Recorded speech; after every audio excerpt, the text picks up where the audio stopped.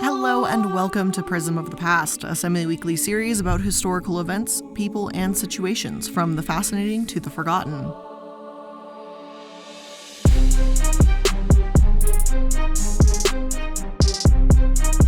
I'm the Illuminaughtii, and today we're going to be talking about the many scandals from the court of Louis XIV, otherwise known as the Sun King.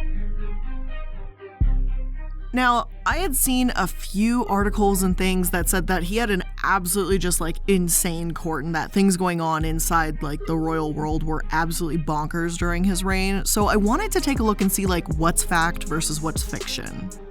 But before we get there, we're going to jump in with a little bit of background on who he was, so let's get started.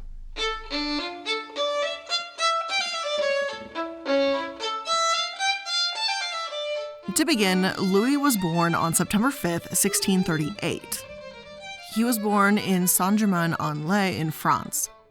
He was the son of Louis XIII and Anne of Austria. In May 1643, he succeeded his father, yes, before his 5th birthday for those of you counting, and according to the laws of the kingdom, he was the master and owner of the bodies and property of 19 million subjects.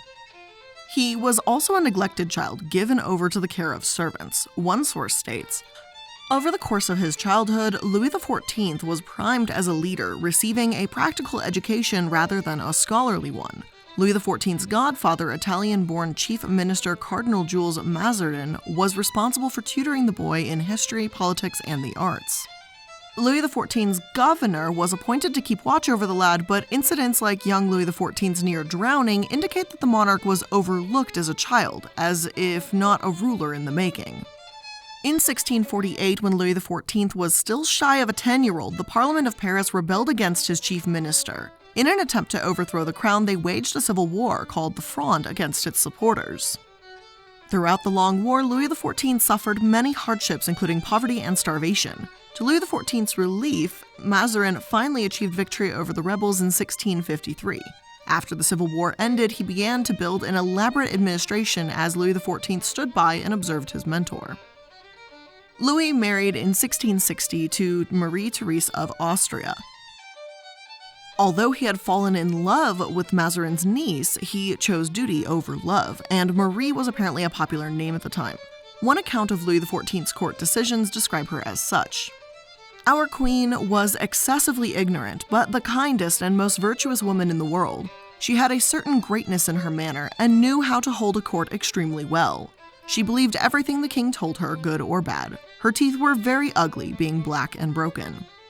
It was said that this proceeded from her being in the constant habit of taking chocolate. She also frequently ate garlic. She was short and fat, and her skin was very white. When she was not walking or dancing, she seemed much taller. She ate frequently and for a long time, but her food was always cut in pieces as small if they were not for a singing bird. She could not forget her country, and her manners were always remarkably Spanish. She had such affection for the king that she used to watch his eyes to do whatever might be agreeable to him. If he only looked at her kindly, she was in good spirits for the rest of the day. She was very glad when the king quitted his mistresses for her and displayed so much satisfaction that it was commonly remarked. She had no objection to being joked upon this subject, and upon such occasions used to laugh and wink and rub her little hands. We'll get into the scandals and affairs later on, but I found this description really detailed and kind of funny and weird at some parts, so I really just wanted you to also kind of experience this too.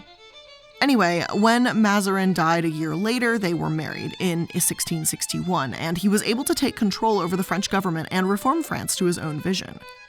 He promoted industrial growth, improved the disorganized system of taxation, and conveniently declared members of nobility exempt from paying taxes. He was an ambassador of the arts, creating the Academy of Inscriptions and Belles Lettres in 1663, the Royal Academy of Music in 1666. Louis was also notorious for his overbearing approach to foreign policy, overbearing being a polite way of saying he invaded countries and started wars. By the end of the 1680s, Spain, England, and the Holy Roman Empire had enough of him, formed the Grand Alliance, and waged war against France for nearly a decade. This was known as the 9 Years' War, and though France still had most of its original territory by the end, their resources were drained. The War or Spanish Succession from 1701 to 1714 also contributed to Louis's decline as a leader, and by 1715, Louis died in Versailles, France. his 5-year-old great-grandson Louis XV, the last male heir of his family, inherited the throne. And this is probably one of the briefest histories of King Louis XIV ever, but I just wanted to kind of go over some more specific details so we can get a sense of where Louis XIV fell into place in French history. As for what we're talking about today, though, that's an entirely different story altogether. So let's get into that very interesting, theories and rumors. Let's see what's real and what's not. There were a ton of affairs and rumors floating around the court of Louis XIV, one of which was that when Louis was 15 years old, his mother wanted to teach Louis how to, create an heir. Basically, rather than give him the birds and the bees talk, she figured experience was the best teacher, and she hired one of her ladies-in-waiting, a woman nicknamed One-Eyed Catherine for obvious reasons. She only had one ear. Huh? And I'm just kidding, I'm terrible at jokes, I'm sorry. I shouldn't have done that, but she had one eye. One-Eyed Catherine. Catherine was also described as being as ugly as can be. However, because Louis's mother, Anne, trusted her so much, she believed that Catherine was most suitable for the task. With the instructions of Anne, Catherine, nearly 40 years old, draped herself seductively on the king's bed one day in 1653. Rumors say she did a satisfying job, and Louis continued to visit her in the following years. She was rewarded for her service to the crown with a nice sum of 2,000 livres, along with the title of Baroness of Beauvais, 2 Parisian townhouses, and her hotel, the Hôtel de Beauvais, built in 1657. A few years later, the wedding parade of Louis and Marie-Therese passed by that same hotel. So, yeah, that's kind of, how he got the birds and the bees talk. I don't blame anyone here but Anne, but it doesn't seem like Catherine was initiating anything, but kind of ordered to do this by the king's mother. For me, imagining what implications this would have in modern day is, a little creepy to say the least. As for why Anne chose Catherine, a woman more than twice Louis's age, one historical consultant states, "The chosen woman must lack ambitions to raise herself above her current rank. She must be discreet, she must be experienced, but not too much. She must be clean and without any diseases. She must be charming, but not to a level of being too enchanting. After all, the whole act will be quite bewitching already."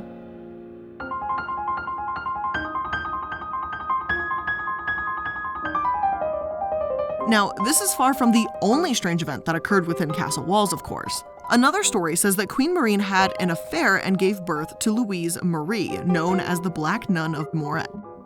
Now, they do have similar names, Marie Theresa and Louise Marie Theresa, but of course, that doesn't exactly prove anything. Many accounts do point to Queen Marie giving birth to a short-lived princess named Anne Marie in 1664. However, it seems like this baby wasn't actually black, but her skin was dark purple because she'd been deprived of oxygen. And as you can unfortunately piece together, the newborn died shortly afterwards. Still, rumors spread that the baby was hidden away in a convent, one source states. This nun, Sister Louise Marie de Sainte-Therese, claimed to be the daughter of the king. Her name, chosen when she made her vows, is an amalgamation of the royal couple's names. Indeed, when the king's morganatic second wife, Madame de Maintenon, arrived at the convent to disabuse her of this notion, her stinging reply became legendary. "Madame, the fact that a lady of your rank has taken the trouble to come here with the express purpose of telling me that I am not the king's daughter convinces me that I am." Although no record exists of Louis XIV having a black mistress, Voltaire, the famous French Enlightenment writer and historian, admits as likely the idea that the nun is Louis' illegitimate daughter. In a footnote, Voltaire stresses that he actually visited the convent himself in the company of his protector, who was at the time the Comte de Moret, and is Voltaire's most likely source of information about this dowry. Personally, I don't think it's very likely that Louise Marie was the daughter of Queen Marie and King Louis. The thing is, if she had been the product of an affair or born to the queen, then why would she claim to be the king's daughter? And if she had been the king's daughter and born to another woman, then why does the legend of Queen Marie giving birth to a dark-skinned child even exist? It's certainly possible that Queen Marie gave birth to an oxygen-deprived child that appeared to have darker skin and the king had an affair, but there does seem to be quite a few holes in the story. On the other hand, one source states that Lynn Nottage, the author of the play Las Meninas, spent 8 years researching the topic about African presence in royal families. Nottage came to the conclusion that the story was true, that in 1661 the queen had a romance with an African dwarf named Nabo, gave birth to a black baby named Louise Marie, who was then whisked away. This source also questions that although the child's birth was documented, there didn't seem to be any accounts of her death. Others say the child was born prematurely and didn't survive, and born November 16, 1664. The palace claims she was purple-black, and Nabo, disgustingly, was a servant and symbol of status, which that's weird as hell. One source states, having an African dwarf was, at the time, very common for white women of means. They were a status symbol and someone to show off. Nabo was often dressed in lavish African costumes and covered in jewels. The king's own top mistress gave him a ruby and diamond-encrusted aigette to show him respect to the queen. However, the king hated Nabo. Nabo often played tricks on people at the palace and would lift up the queen's skirt and run under it, as well as yank on it to make her stop short or trip. The queen found him amusing and doted on him quite excessively, even letting him sit in her lap in front of company. Another rumor says that when the baby was born, the king was distraught and furious. The queen explained the premature baby's death away, saying that soon after she became pregnant, Nabo jumped at her from behind a piece of furniture and gave her a fright. The king sent for Nabo, and he was sent away to never be seen again. The baby was sent to be breastfed by a black wet nurse. The queen was in a miserable state, explained by the palace to be in mourning for her dead daughter. And first of all, just all of this is just really a lot to take in. A lot of messed up shit was going on. So, first of all, I get it. Looking through the lens at 2021, looking at the past, certain things are going to seem really, really fucked up. But let's just address the obvious here. It's messed up that African people were treated as some sort of symbol, like a pet to royalty. I can't say I'm surprised because we've seen some pretty disturbing events throughout history, but this is definitely one of them. But secondly, as for Louise Marie calling herself the daughter of the king and queen, I think that's a stretch. To this day, no one is absolutely certain what actually happened, so it's a strange story to be sure.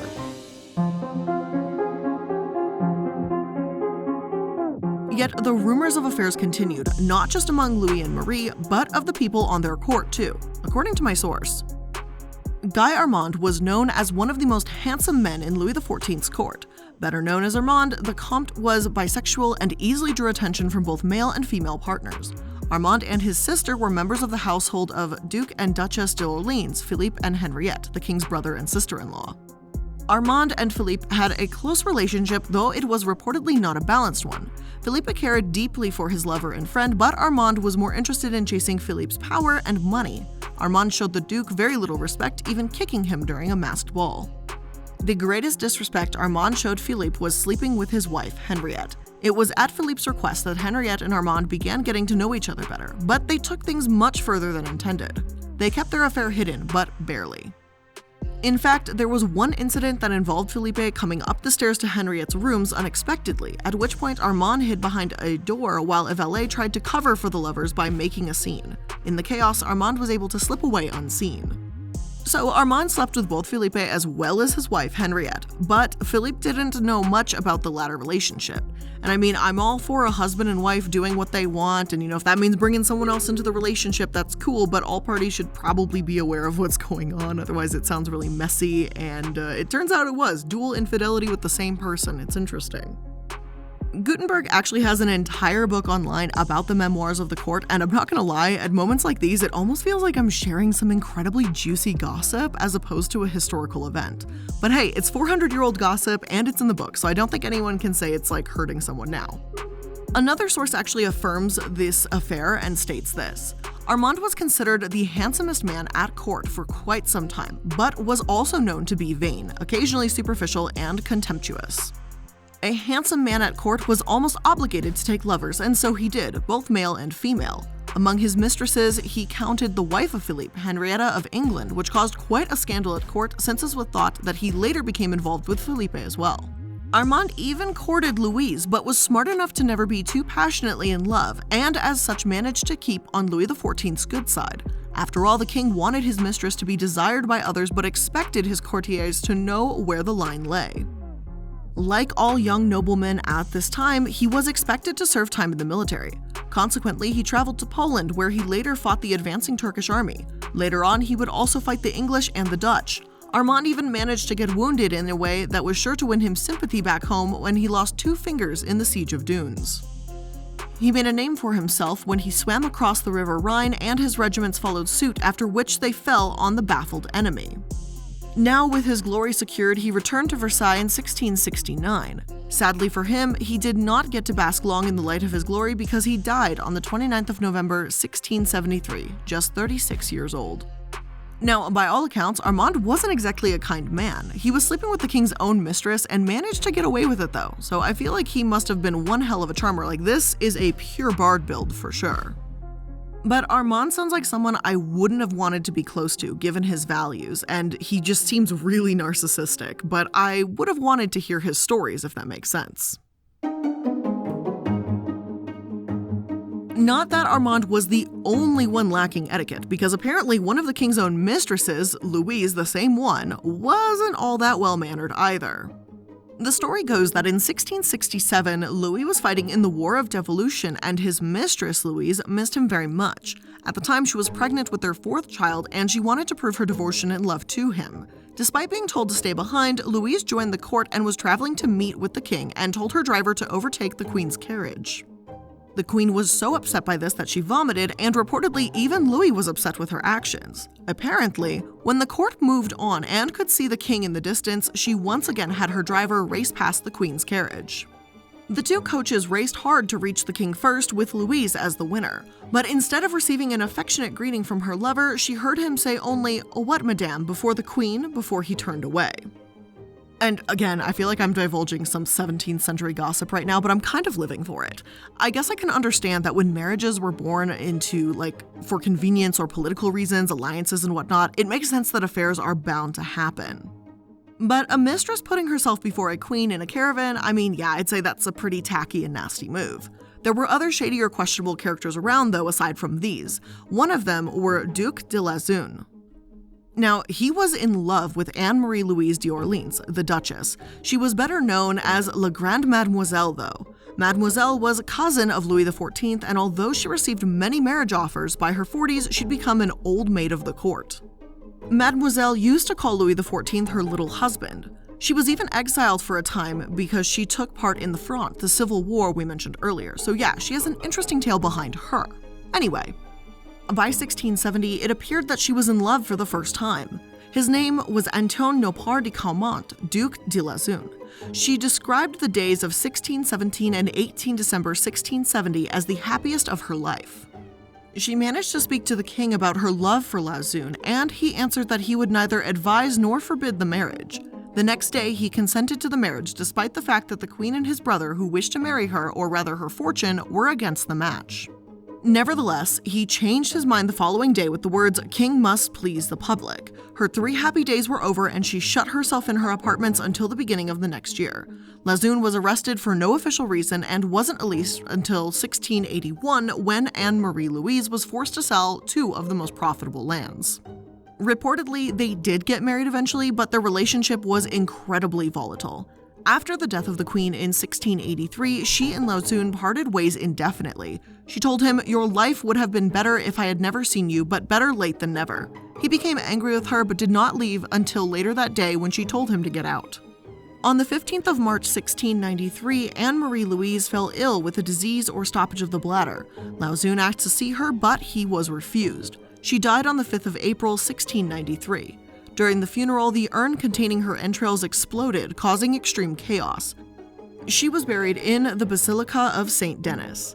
And yeah, I don't know how an urn exactly explodes like that, but needless to say that some of the women in the court were pretty unusual. So let's take a step back. Do you remember Henriette, the wife of Philippe, the king's younger brother?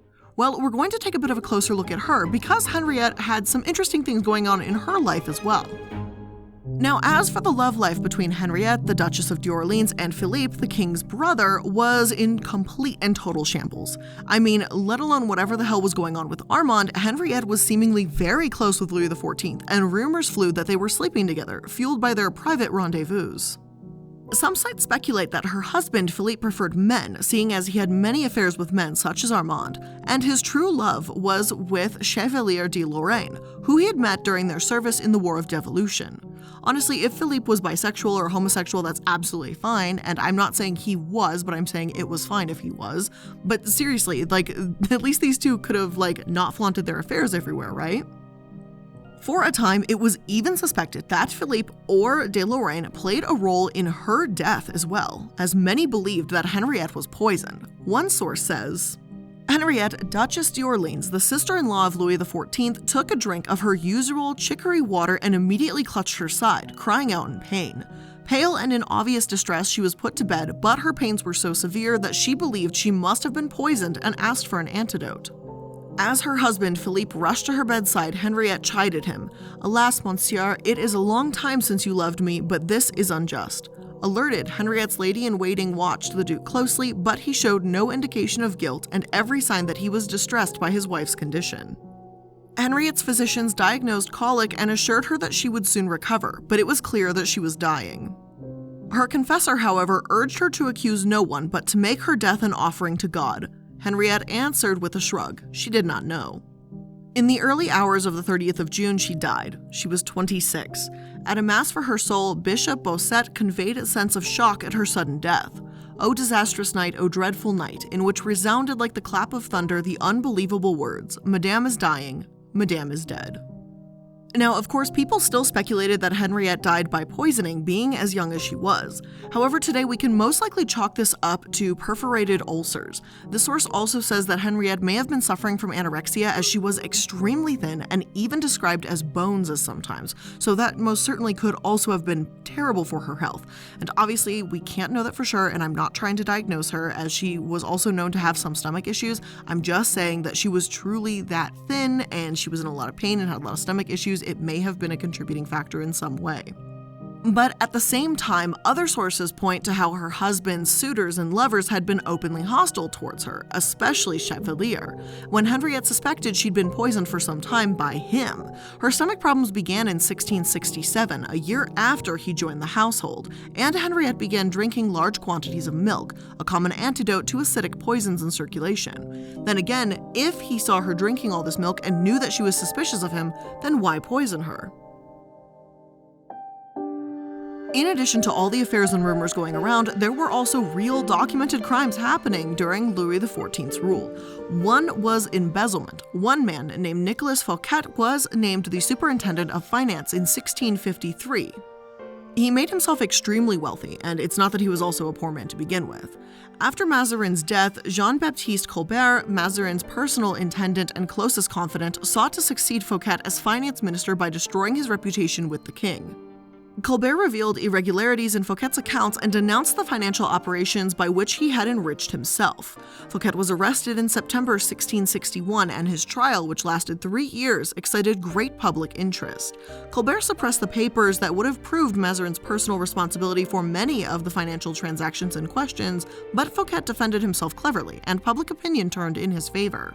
On December 20th, 1664, he was banished, but Louis XIV commuted the sentence to life imprisonment.